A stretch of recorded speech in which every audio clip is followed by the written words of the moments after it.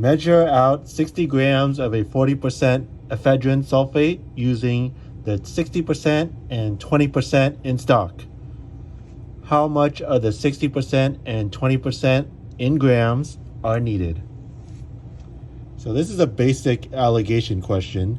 So we have two different stock concentrations, and they want you to make this concentration right here.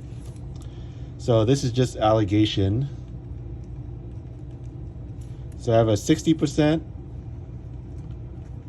and a 20%,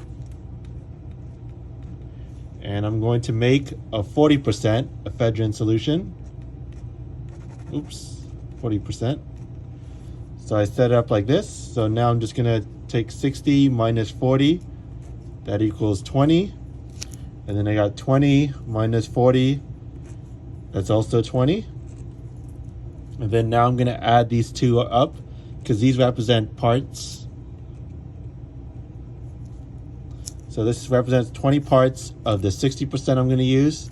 And this bottom half represents 20% of the 20%, 20 parts of the 20% that we're gonna use. So now I just add these two together. So 20 plus 20 is 40.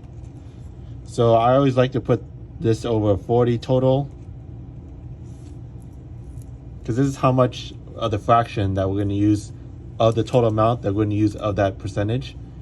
So then you multiply this fraction of the parts by the total amount of mixture that you want. So they want 60 grams total.